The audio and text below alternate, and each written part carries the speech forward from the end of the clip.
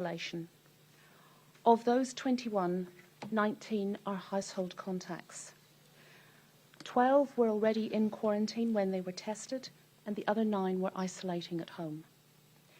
Investigations into the connections of 3 remaining unlinked cases are continuing. And we just want to note that we do expect a number of further cases in the coming days, as some of the new recent cases do come from large households. What we know about Delta is that it's more infectious, so we do expect more household contacts to subsequently test positive, but these contacts are already in isolation. Of yesterday's cases, all 20 have now been linked to existing cases, with 18 being household contacts. There are 13 people in Auckland hospitals today with COVID-19. Of those, 4 people are in ICU. We do know that this is a stressful time for them and their whānau, and our thoughts are with them. On testing, there were 5,028 swabs taken throughout Auckland yesterday, which is a good result for a Saturday. There are 20 community testing centres available across Auckland today, including 6 regular community testing centres and 14 pop-up testing centres. If you're a contact or have visited a location of interest at the relevant dates and times, are connected to one of the 7 suburbs of interest, or have any symptoms of COVID-19, even very mild ones, please get a test and isolate at home until you get your results. Just a reminder, our suburbs of interest are Mount Eden, Massey, Mangere, Whāwhana, Papatoetoe, Otara and Manurewa. In those suburbs there were 1,101 swabs taken yesterday from both symptomatic and asymptomatic people. And also a reminder to call Healthline or your GP for advice on getting a test if you have other less common symptoms.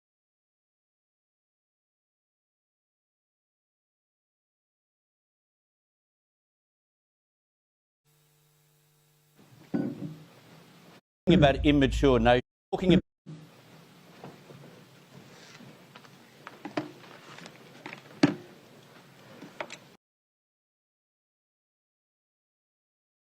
have indeed, since the 8th, stay at home and monitor for symptoms. The only reason you should be going out is effectively to get food or other essential supplies or to seek healthcare. That is proposed to be for the next 5 days, no later than Friday, but it's just as we get testing done.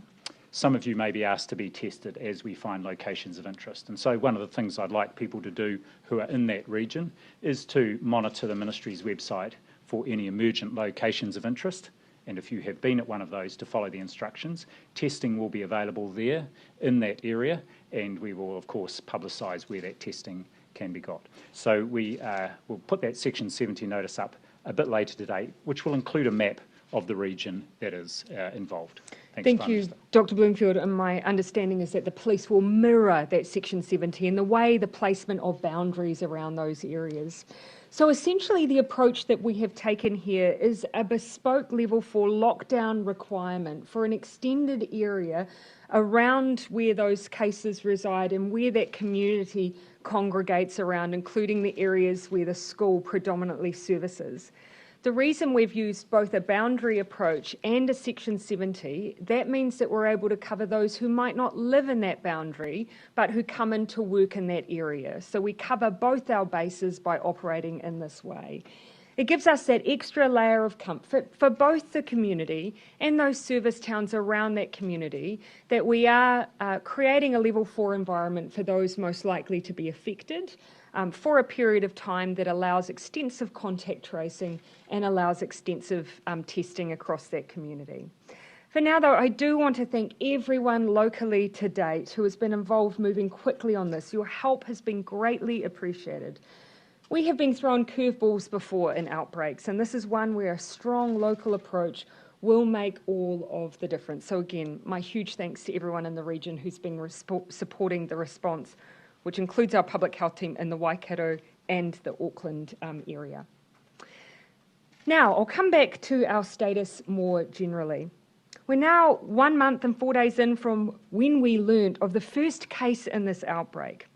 We now know Delta has been present in the community for a week to 10 days prior to that first case, and multiple chains of transmission were already established. With Delta, we knew we couldn't take chances, and the immediate move to level 4, initially to understand the breadth of the outbreak and then to get it under control, was the right move and has worked. Modellers tell us that had we waited just one more week to act, we would be sitting at around 5,000 cases by now. So to everyone, but especially Auckland, thank you for acting quickly and for persevering. We know that level 4 has been tough, but we also know it's made a difference. Since the outbreak began, we've identified 39,637 contacts, carried out almost 670,000 tests, administered 1.43 million first doses of the vaccine, and provided a further 660,000 people with their second dose. Almost all cases in the last 14 days have been household or known contacts of existing cases. And we are confident, as has been conveyed to us from the local public health team, that there is no significant undetected transmission. But Delta does have a long, hard tail to it. And the question we discussed as a Cabinet today was, what is the best alert level we can use now to continue stamping out cases? In considering this decision, we looked at the details behind recent cases, and here are some observations. For the most part, we haven't had widespread issues with workplaces. Where we have had cases at work sites, these have generally been close contacts of existing clusters who have then gone on to infect work colleagues before they were a known contact. Workplaces, for the most part, had strict protocols in place and have moved quickly when cases were identified within their worksite. This tells that this approach remains really important going forward. Another important observation is that of the cases where we've been able to establish a link, none have resulted from people accessing essential services. This tells us that infection prevention controls like masks, distancing and limited travel have all been incredibly important and must continue to be used. And what everyone will have observed is the final point, that where we have had cases, they've been dominated by close contacts, mainly household contacts, and in some cases, secondary households with other family members. That is why the next stage of our plan must continue to be to keep bubbles tight. This is key. And all of these features are part of level 3. These observations taken together has helped inform the advice of the Director General and Cabinet's decision today. That advice explicitly stated that level 4 has done what we needed it to do. It has helped us contain the outbreak. And now, as we continue our zero tolerance approach to cases, level 3 still provides the really important and strict rules that help us keep up that important work. Therefore, we have accepted the Director General of Health's advice and confirmed that Auckland will move to alert level 3 at 11:59 p.m. tomorrow night, Tuesday the 21st of September. The Director General was also clear that given the long, hard tail of Delta, we will need time here. And Cabinet has accepted his advice for Auckland to stay at level 3 for at least 2 weeks, with Cabinet first reviewing those settings on Monday the 4th of October. As for the rest of New Zealand, as I outlined on Thursday last week, for so long as Auckland is at the higher alert levels of 3 or 4, a greater level of preparedness is needed elsewhere. In other words, level 2. You will have heard me signal last week, though, a view that with Auckland's move, there is an ability to allow one more minor change for the rest of the country, around the number of people who can gather together at level 2, including in hospitality venues, from 50 to 100, and Cabinet has confirmed that decision today. In terms of what level 3 means for Auckland, I can sum it up with one word: caution. You will have heard me say that when analysing where transmission has occurred, there are some strong themes and reasons why certain rules remain in place. They stop transmission at level 4 and are still in place at level 3. First, your bubbles remain. You are not allowed to visit friends or neighbours at level 3. You shouldn't join them for food, talk closely across the fence, or even have children play together. I know this is strict and it is hard, but it is there for a reason. You are allowed to make very minor and small extensions to your bubble to bring in a person who may be isolated and vulnerable, such as an elderly relative. If you have care needs for children or the vulnerable, you may bring in another family member or carer to help. But please, these are very tightly controlled extensions here. No matter what, your bubble must remain small and exclusive. These are the same rules that we have had in the past. We have seen in this outbreak COVID being spread between households. Once in a household, everyone is at risk of getting Delta. So if you break your bubble, know that the consequence may be spreading COVID back into your house, to your family and your loved ones. Please take this rule seriously. It's not until we get to level 2 that you can essentially have contact with others. More businesses can open at level 3, but only in accordance with strict rules. And I do ask businesses that reopen to play their part in reopening safely. Put in place all of the necessary health and safety rules. Make sure you look out for your staff. If any of your workers show up with cold and flu symptoms, please send them to get a COVID test and support them to stay at home until they are well. And please encourage and make time for any staff member not yet vaccinated to get vaccinated. In fact, make time for them to do this week. The best way to keep moving down alert levels and for businesses to stay open is for sick people to stay at home and for everyone to be vaccinated. For everyone else, keep working from home if possible and keep children and young people at home with you where you can. Remember, schools are, broadly speaking, closed. They should only be going to school if parents must go to work and there's no other option available. You recall that this is the same setting we've always had for level 3. For the most part, schools and other learning centres are closed. In the rare instances where children are in a school environment at level 3, Cabinet today agreed to make face coverings mandatory in all level 3 high schools in all indoor settings such as classrooms and assemblies. This is an added precaution. Again, this is for level 3 high schools. Again, it will be very rare that anyone is in attendance at these schools, but where they are, we have a mask requirement for them. Events and gatherings still cannot happen without except for the extraordinary exception of 10 people being able to gather for a civil union wedding, funeral or tangihanga. Again, that is in extraordinary circumstances. And a reminder, because Delta has changed the rulebook, we have had to change how we manage it. Here is an overview again of those changes. Contactless delivery and pickups can occur, but all staff and customers are legally required to wear a mask for outwardly facing businesses. So when you pick up something in a contactless way, everyone should be wearing a mask. In fact, everyone is strongly encouraged to wear a mask in any indoor setting with people outside your bubble. The latest science tells us Delta spreads very easily, often through the air, so masks make a real difference. I'd encourage all businesses to familiarise yourselves with all the level 3 requirements. Meanwhile, business owners and operators can now access their premises in order to prepare for contactless opening, including to meet the public health requirements. I now have a particular message for those listening who are over 65 and especially in Auckland. For you, level 3 poses a slightly higher degree of risk, and that is why I'm stepping up my level 3 advice for anyone over 65 in Auckland. If you have not yet been vaccinated, please stay at home until you have been. This will give you an extra layer of protection in this outbreak. We have been doing direct outreach to all our over 65s who haven't had their first dose yet in Auckland. That amounts to about 23,000 people. The vast majority of over 65s have been vaccinated, but for the smaller group, we really do want to encourage you to take that next step. Last week, a letter was sent to those over 65s who we had details for. Today, we're commencing an outbound call campaign. Healthline have started calls this afternoon to support our older New Zealanders to be vaccinated.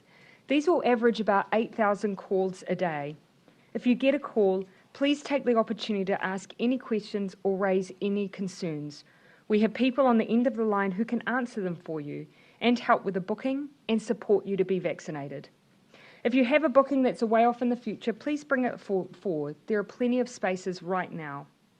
We've only asked our oldest people specifically to stay at home once before. It was when we didn't have a tool to protect you. It was right at the beginning of lockdown. Now we do have a tool. and I'm asking that you please use it. If staying at home makes you feel anxious or distressed, please reach out. Many pharmacies are doing medication deliveries, and the Student Volunteer Army Grocery Delivery Service can help you access food. Aged Concern can be contacted for general advice and support. Their number is 0800 65 2 105. If you just need someone to talk to, and this message is for anyone, please at any time use 1737. Finally, quick reminder on the boundary rules, and then we'll open up. These are tight for a reason. Most people are not permitted to travel. If you have permission to travel regularly, such as for work, you need to have evidence of having a test in the last 7 days. Again, this is for travel over the boundary. The rules are different for people permitted to travel for personal reasons. You must now carry evidence of a negative test result within 72 hours before you travel. There is an exemption process for emergencies through the Ministry of Health, and this is work we've been signalling for some time. My final word. We are not stepping out of level 4 because the job is done, but nor are we moving because we don't think we can achieve the goal of stamping out COVID-19. We are moving because level 3 still provides a cautious approach while we continue to stamp out COVID-19. It means staying in your bubble, it means contactless transactions and keeping your distance. It means we say thank you to Auckland for their tireless work, and we collectively keep going. Happy to take questions. Jessica. If you are comfortable with this number of cases and you say that we are still restricted enough under level 3, why not go to level 3 earlier? Well, essentially what the decision we made at that time was that doing that extra piece of work gave us that extra time to continue to assess whether indeed we had that containment we believed we do. The public health team has given us their view that yes, that continues to be the case, that we do not have widespread transmission or uncontrolled transmission in Auckland. That was why we made an in-principle decision last week and why we've followed through on it today. With the number of new cases, 20, 24 and today 22, Yeah. is level 4 really working? Oh, look, level 4 has done the job we needed it to do, which was right at the beginning when we had only that one case, getting a sense of the degree of the transmission we had, and then establishing as much as possible a ring around it and ensuring we did not have widespread undetected transmission. Level 4 has done that. Now we need to keep going.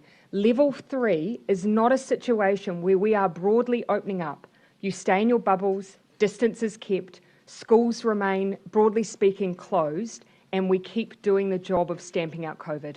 Elaborate on your closing comments. Do you genuinely think you can still eliminate COVID, eliminate Delta under level 3? I think it's important to remember that actually level 3 has been the place we have moved to first for every other outbreak that we have had to date other than the first one.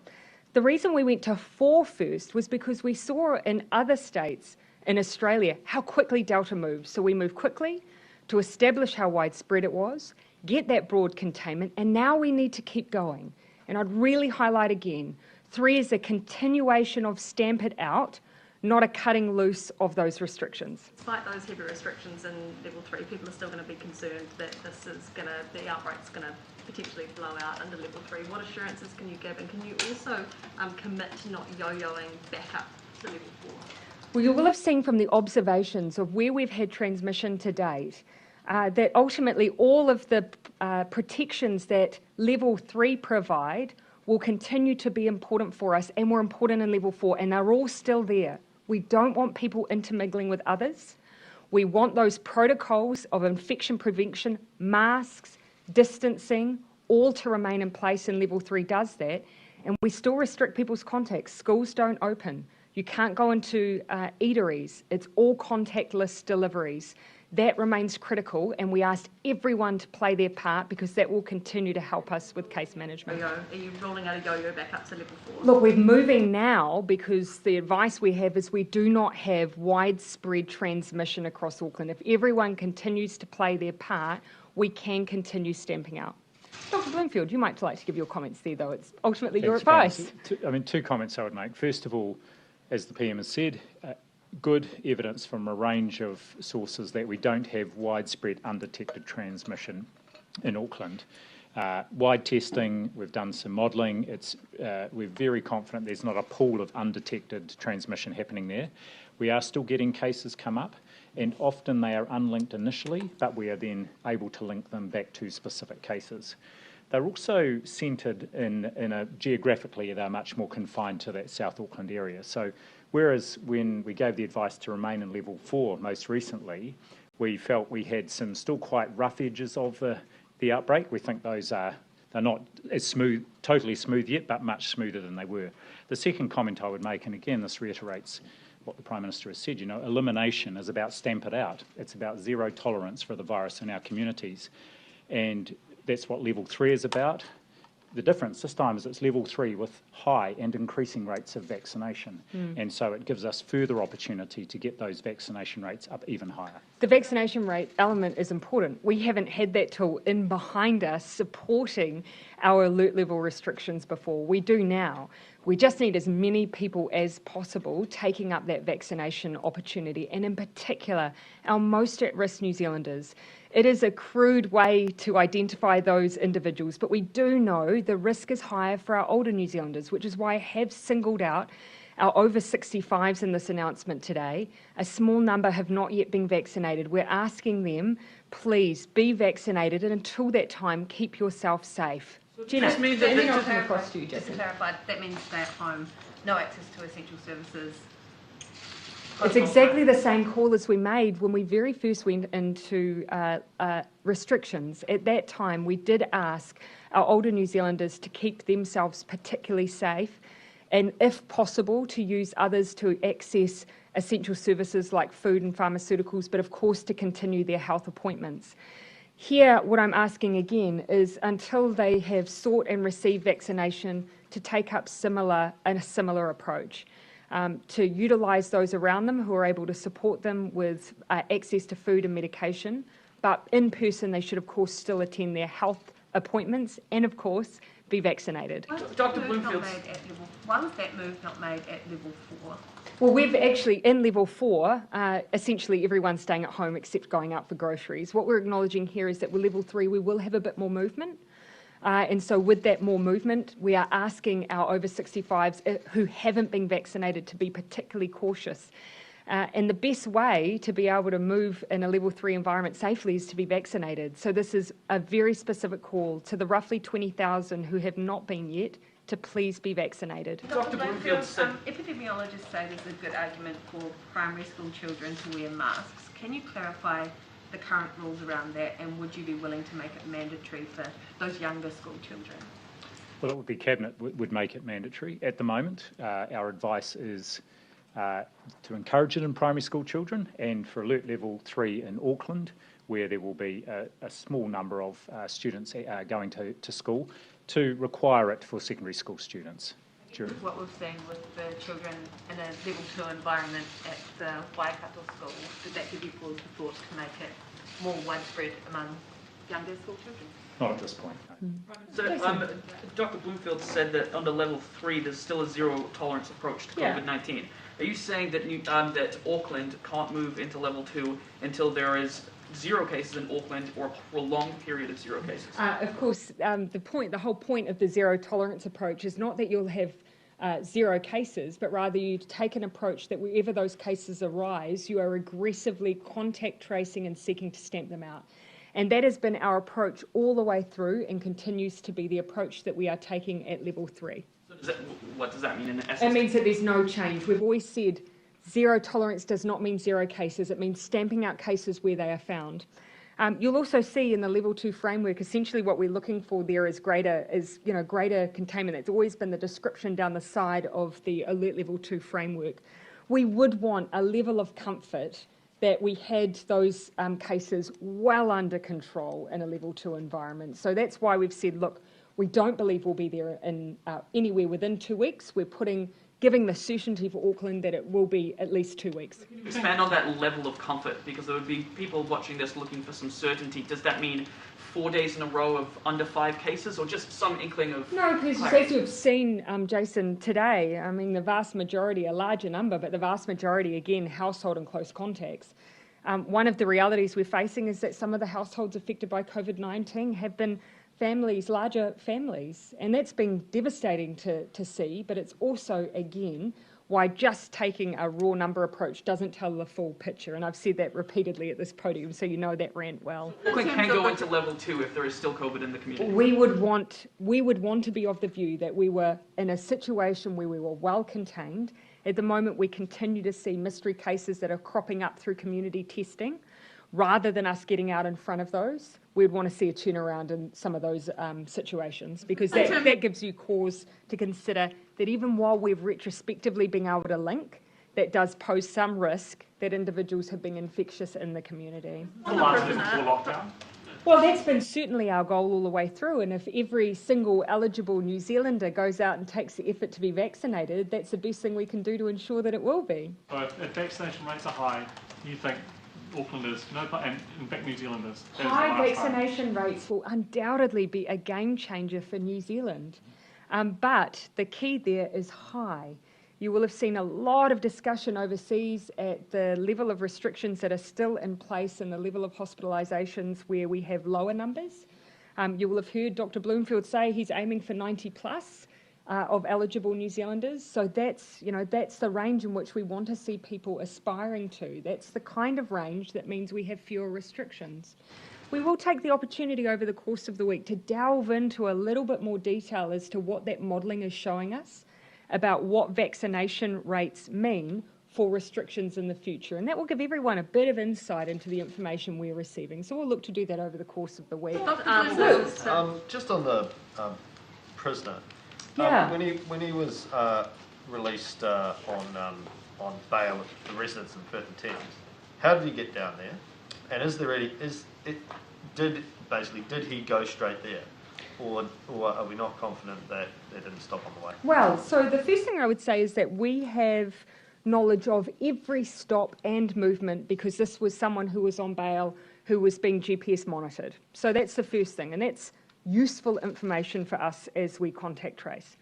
One of the bail conditions was that essentially they needed to be transported by a specified person to their residence for their bail to be carried out for the period on which they were on bail, and that they more or less needed to take a direct route to that environment. What we're trying to ascertain is whether or not that person who was directed to take them there did follow through all the way in taking them to their bail address. But what I can tell you is once they arrived on that same day, they did stay there for the duration of their bail. So really, the germane bit to this case is the more or less part. So the germane bit to this case... more direct or less direct? Yes, and also whether or not the person who is linked to the cluster actually was involved in transporting that prisoner. So that's the part that we are working on the detail around. So just to be clear, someone is able, once they are bailed or released from prison, to go back to their home residence for good reason. We treat them like MIQ. They've been in an environment where they've not been exposed to COVID. And of course, Mount Eden is a remand prison. It will have a number of people from outside that region, and they need to get back to their place of residence. Bail conditions set basically say you have to go back to that address. What we're working through is whether or not that person fulfilled their conditions with in the time it took for them to get there that same day, and fulfilled their conditions by the way that they were transported there. There was a small number of people that took them to their place of residence, and so that's what we're working through. And who's doing that work? It's a mixture of corrections, police, yeah, MOH? corrections, across corrections and police. Ministry of Health are only interested for the purposes of contact tracing those involved. But we have a reasonable picture of what's occurred here. We do. One thing that is material is that during that journey, that predated this person's infectious period. Yeah, so they weren't infectious at the time of their trip back to their bailed address. Does that tell us that the prisoner perhaps got infected from others living in his household? No. Have you established that yet, Dr. Bloomfield? Was it the prisoner who infected his household members, or their household members?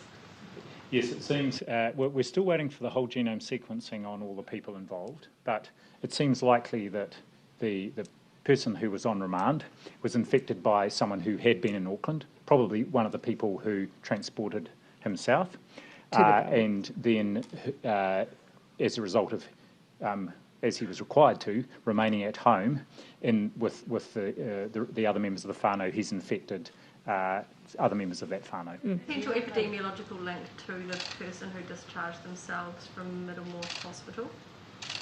Not at this point, no. But we believe from genome sequencing and others that we have a reasonable understanding of what has happened. What we're trying to do is place this individual in the timeline. So it was within the bail conditions of this person to be supported to travel to their bail address. Someone needed to drop them off. So what we were working through is which of those individuals involved in that drop-off were involved, was the infected person, at what point did they join the journey, and whether that was outside their bail conditions. Did you not know that this person's household was in a level 2 environment when answering questions yesterday? Because there were 2 sites that we were given involved for this bailed person. One was inside the boundary and one was outside the boundary. The important point being, however, it would not have been against the rules for someone to be bailed to an address outside level 4.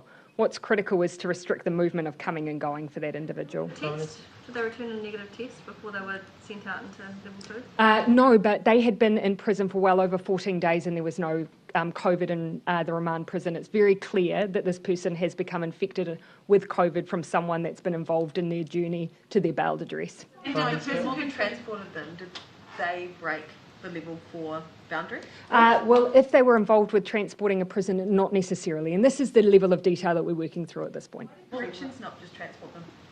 I'd need to ask that of corrections. I don't believe it's necessarily the case that every prisoner, once they're bailed and GPS tracked, is then individually dropped off by corrections. But it is part of their requirements. It's set out in their bail requirements how they are meant to behave as they transfer, and the rules were that they were meant to be directly dropped off. So we're working through some of that as well. Keep in mind the primary consideration for us here is contact tracing. We need to make sure who is in contact when, who is at risk of having COVID when. Secondary to that, we want to see whether or not rules were broken and if we can tighten up the procedures there, and we're doing that at the same time. Taking so long to check the I'll just get a little bit of order back into the line of questioning. Bernard, then I'll come to Ben and Mark. Prime Minister, you say that it's contained, but why are we still getting these mystery cases that are linked after the fact? Surely, if the contact tracing is doing its job, they shouldn't be surprises. We've said that we haven't got large-scale undetected transmission. And so essentially what that means is we are still seeing cases emerge where someone may not have identified contact with someone, but which we are able to link them. So we know that basically we've already identified for a large part where the cases exist, and then are able to connect those individuals to those cases. How can you be confident that it's contained when there are contacts which you don't know about? We're confident there is not widespread undetected transmission. There is ongoing work to do to stamp it out, which is why we're at level 3. You might see another decision if we thought we were further ahead than that. And to Mr. Bloomfield, what is the R level at the moment? Is it the 0.4% referred to by Sean Lawton? 0.4. It's still well under 1, and we can see that again. Just to point out that the vast majority of our cases each day are known household or other contacts. And for example, 10 of the cases that are in today's number were already in an MIQ facility. So that's they were tested because they were symptomatic or it was their day 12 test. I had Ben. Prime Minister, what's your modelling saying in terms of where you expect cases to go now over the next fortnight? That would be a question for Dr. Bloomfield. Yeah, to continue to, my colleague in Auckland uses, rumble along a bit, but we're just expecting them to decline. One of the things we're going to do is to give an estimate, and I did it at one point last week, of the sort of expected number of cases that may still come through based on the size of the households where we're getting new cases and the conversion rate that we see. So the number of cases we would expect, and that will change each day, but we will give a range of the cases that we're expecting still to come through from our known contacts, particularly known household contacts. So I said I'd come to Mark. The level 3 lockdown is... Oh, sorry, I said Ben and then Mark, didn't I? Forgive me, Ben. That's all right. The level 3 lockdown is obviously still a lockdown, as you say. It is. It will take Auckland to 7 weeks of lockdown. Are you of a mind to offer more support from central government, whether it's handouts or mental health support, or what more can be done? Because people up there are obviously so much. Thank you. A good reminder for me to again mention of course, a lot of the mental health support that's provided at this level is often remote, but a reminder of 1737 Youth Line for our rangatahi And we do have particular support offered to our businesses and small businesses through Business Connect and often through our chambers as well. So please, anyone needing support, either practical financial support as a business or just support to get through, please do reach out to those services. You will have already seen that we made a move that is a big step change from our original lockdowns around the way we're using the resurgence payment. That in the past had tended to be a one-off payment. We've now put it on a regular cycle. Every 3 weeks, the resurgence payment, which can be used for fixed costs, like for instance, lease arrangements or rentals, is able to be drawn down every 3 weeks. And of course, the wage subsidy continues to be available for those who are affected by some part of the country being in those higher alert levels. And that allows some of those businesses who might be outside of Auckland but affected by Auckland, so it will mean events or tourism businesses are able to access that support if they can meet that criteria.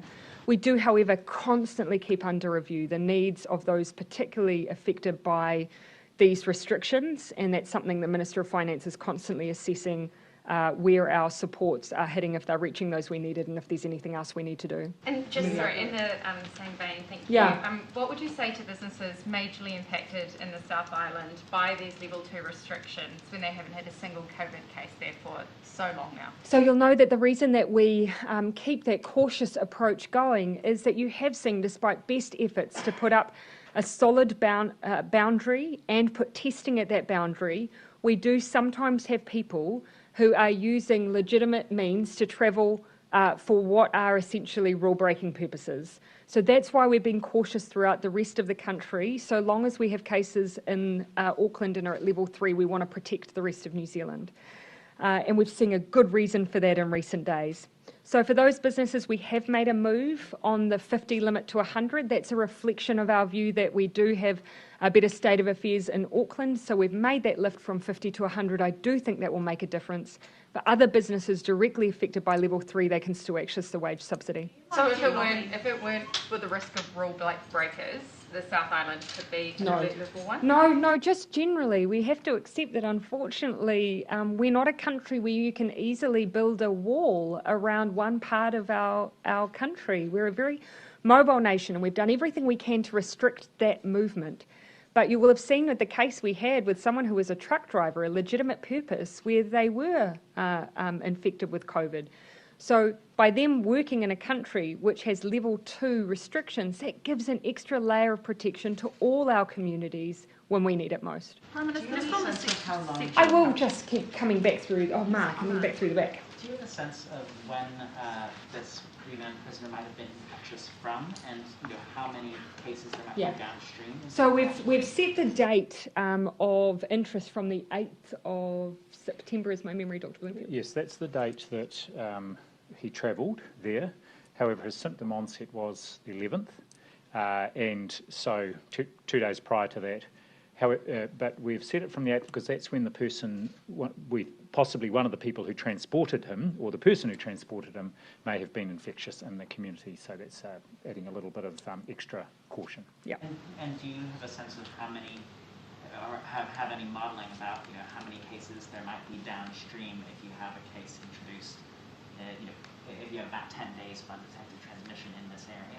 Well, so far we've got the testing today, which we've got a number of people who have been tested across corrections, courts, police, keeping in mind they've used PPE, so that makes a difference. Then the household, so far 3 back, majority tested, 1 yet to have a result. Yes, so I think there were 9 people in the household. 1's just been tested today. 3 others have returned positive tests, but the others have returned negative tests. Yeah, and so now sweeping through the community. Yeah. In level 3 in Auckland, you start finding more undetected cases, undetected chains of transmission. How confident are you in your ability to control that transmission and to stamp it out? At what point would you need to move back up to level 4? A good entry for me to just highlight again that vaccination is one of our key messages and the other is testing. You'll remember the 7 suburbs that we identified that we want to see testing continue with. those remain our sites of interest. We have added an additional suburb of interest, but it essentially, for many of those who are local, will know that it overlaps with a number of those existing suburbs. It's identified as Clover Park. It does overlap with most of the ones that we have on, many that are already on the list, but we wanted to be explicit that Clover Park is another suburb we do want those testing rates up.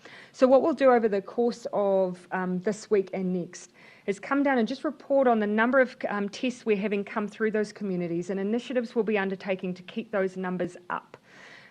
We believe that will help us get in front of some of those cases that we are linking retrospectively, because we're tending to see them come through those specific suburbs, and this will help us get a bit of earlier signal and earlier surveillance in some of those areas. Do you still think you can get to 0 cases again, and is that still your goal? Yeah, well, we are in level 3 because from level 3 we have done that before, and so our belief is this still is absolutely a legitimate tool in our Stamp It Out strategy, and that's why we will be there for that length of time to continue to try and do that. How many people transported the prisoner from Mount Eden prison back to their bail address, and why did so many? It seems as if there were multiple people. Why did multiple people take them there?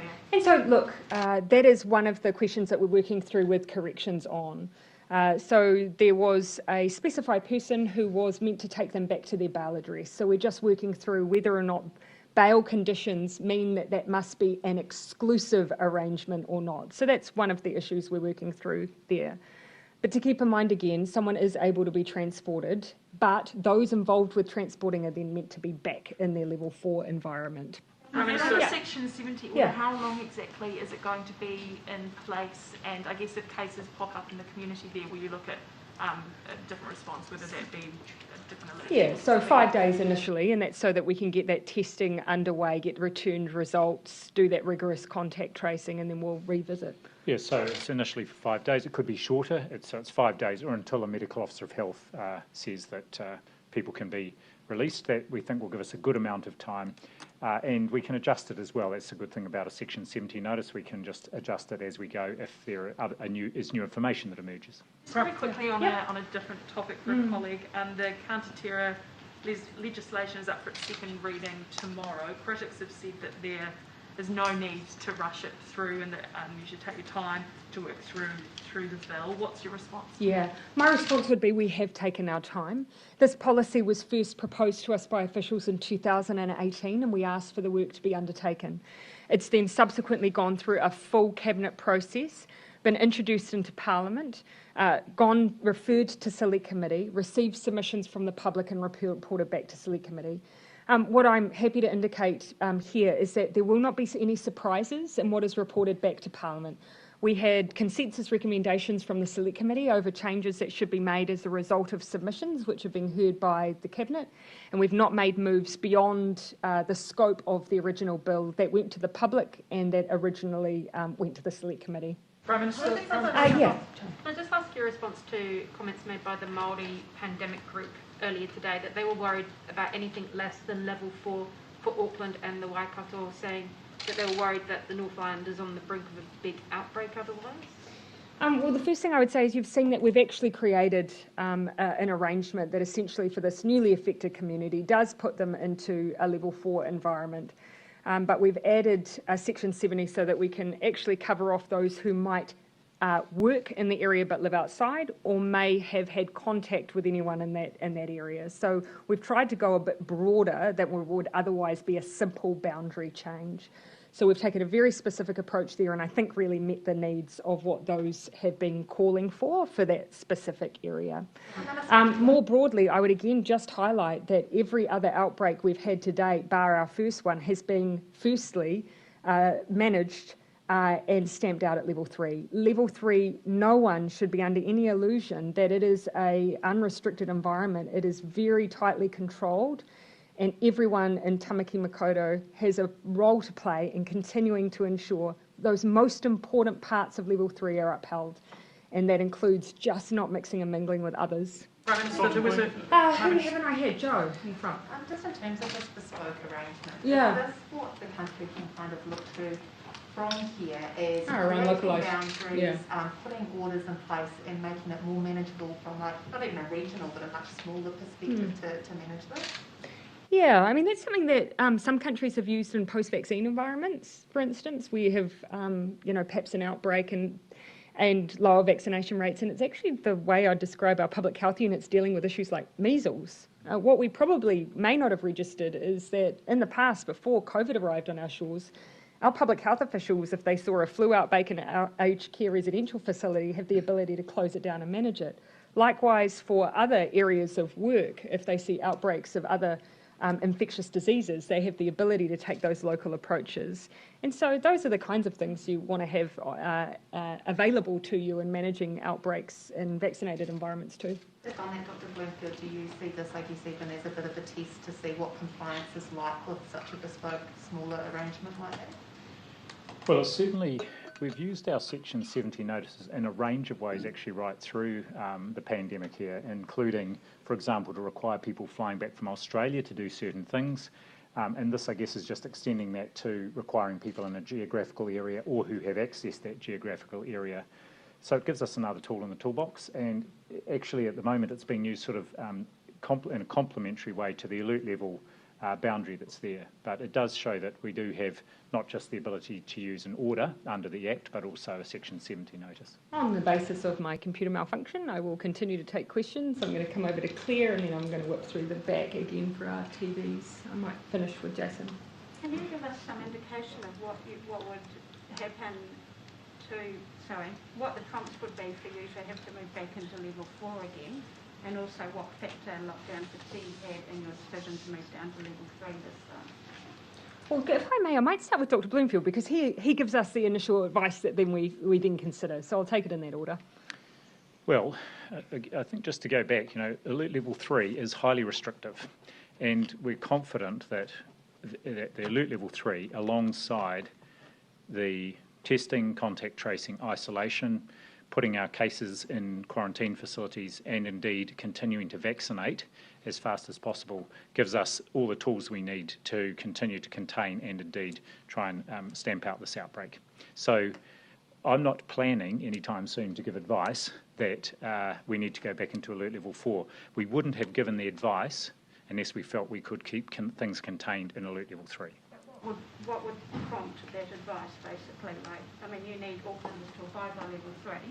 If they don't and something starts happening that pushes it back to level 4, what would it say? Look, I'm confident, first of all, that Aucklanders, as the vast majority of them have already, will continue to support the effort. And they're just as interested as we are in stamping the outbreak out. Secondly, we will see ongoing vaccination in Auckland, and we're very close to hitting 80% of people in Tamaki Makaurau who've had a first dose. And of course, our aim now is to intensify our efforts to get that even higher as quickly as possible. And look, I would really just share the sentiment from Dr. Bloomfield. In terms of compliance here, we've actually seen, despite the length of time that Auckland has been in these alert levels, by and large, really good compliance. Those times we've had exposure sites or locations of interest, by and large, there have been people going out and doing the things that they're permitted to do and need to do to survive. What I would continue to just enforce, though, no contact is trivial.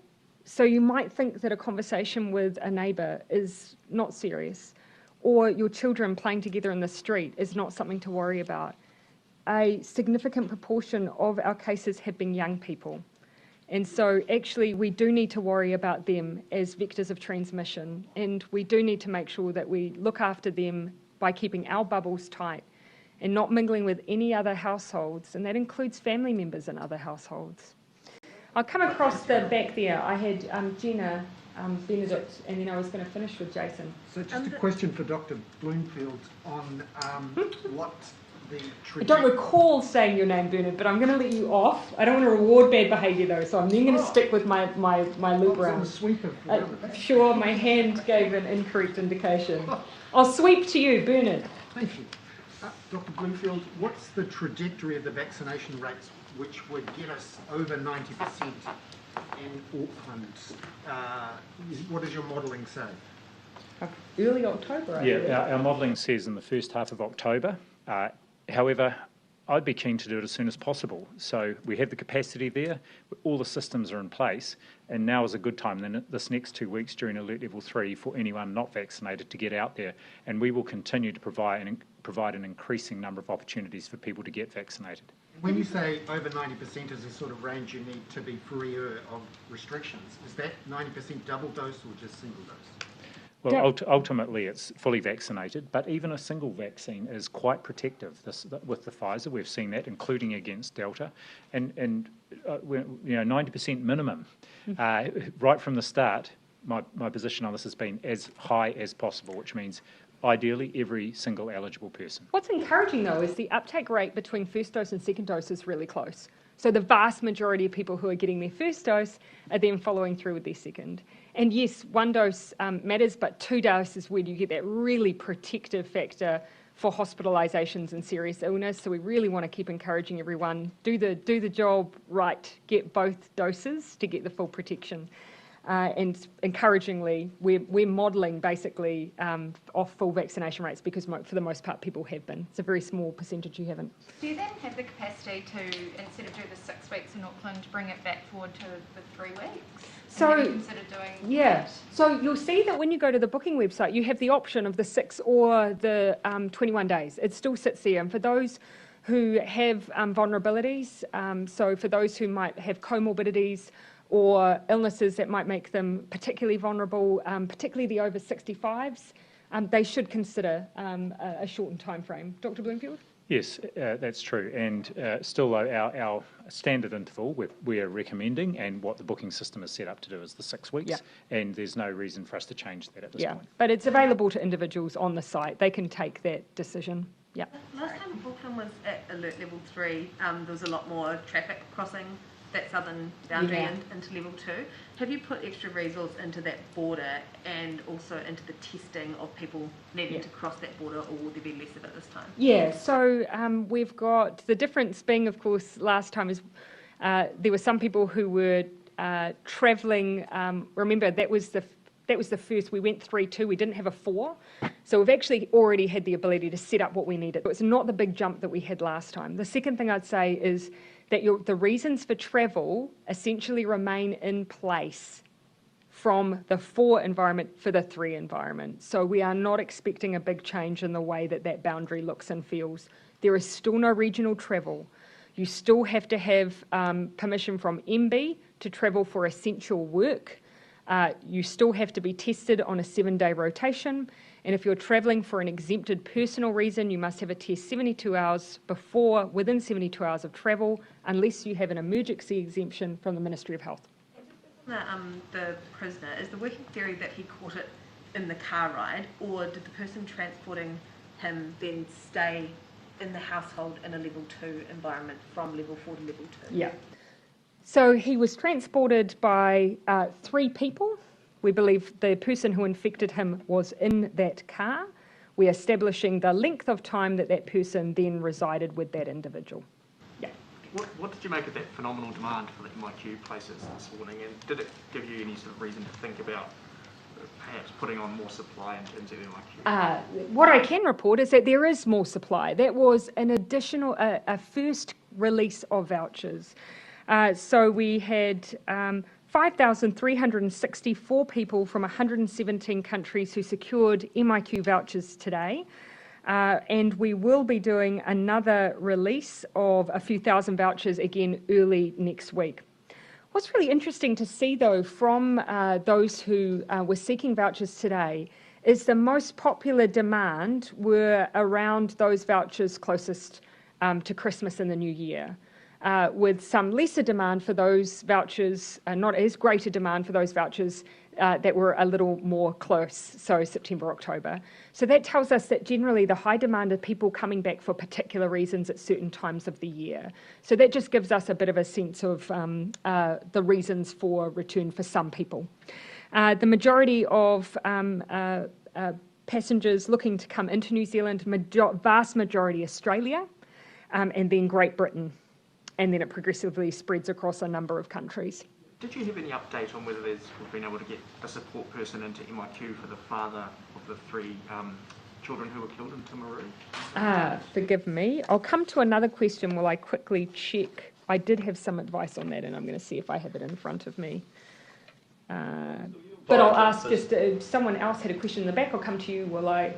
Oh, I cede my question to Thomas. Well, I've got one for Dr. Bloomfield. Trading going on here. Well. Yes, go ahead. Dr. Bloomfield, the R value, the 7-day rolling average of cases is, I think, 21 today. It's been in the 20s for some days now. How is it that the R value is below 1 when the number of cases, daily cases, seems to be roughly the same? Because the majority of those cases are not arising de novo in the community. They're amongst household and other known contacts. So people who are already in isolation, and indeed nearly half of today's cases actually in a managed isolation or quarantine facility. If there are household contacts or known contacts, they do not contribute to the calculation that produces the R value. Well, they contribute, but it's taken into account in the modelling. Remembering that, of course, it's the counterfactual you're looking at here. So an R value over 1 means every person is infecting at least one other, whereas in this case we are seeing a small number of new cases emerging, and then the other cases that they're infecting are people who are already isolated, so they're not then infecting others. So just on the Timaru family, police are liaising very closely with the family, and we are providing space within MIQ to urgently allow family members to come into New Zealand to support the family. While I don't have details on whether or not that means people will then come into MIQ to be joined to have that family support, we are able to be flexible when it comes to MIQ and the way we arrange it to provide for urgent needs for people. But I'll leave that up to the privacy of the family to work through what's going to be best for them. Can I just ask you also, a group of Afghan translators have travelled down from Hamilton today. They're outside the front of Parliament. They're desperate to talk to the Minister, someone about what's happening to their families back in Afghanistan. No one from the government has gone out and spoken to them all day. Why is that? Well, first of all, I wasn't specifically aware that they had done that, but I'd say that actually on the very day that we moved into lockdown, I met a group of translators who came to meet me at Auckland University, just knowing I was there. We had a conversation about the plights of, in many cases, it's their extended family that they were looking to support to bring into New Zealand. And of course, you'll know that what we were working urgently to do was to support those in Afghanistan who had existing citizenship or visas, in many cases to join family members, to be able to arrive in New Zealand. We know there was more demand than we were able to meet in the time that we had available, and that's why we're working through next steps. I did say that I was going to finish. Who did I not reach on the back? We had Thomas and James. So I'm going to finish in the front. I'm going to finish with Joe, my last question. My understanding is that the rooms that were left to sort of last this morning were the ones for the week starting tomorrow. How unrealistic is that in terms of the time that you're talking about people lining up flights, getting through the passport test, all that sort of stuff? So whilst they were last, I do believe they were still taken up, and people do have a period of time then to be able to then go and book their tickets. But we always take into account on release people's ability to then meet that room availability. I would mention that 1,352 people seeking to come in are from Australia, so it would be possible for them potentially to meet some of those requirements before entering in for those earlier dates. Okay, I did call time, and one final reminder, those who were not able to access vouchers, we do have ongoing release of vouchers throughout the year. It wasn't the case that it was one release and done. Okay, thank you everyone.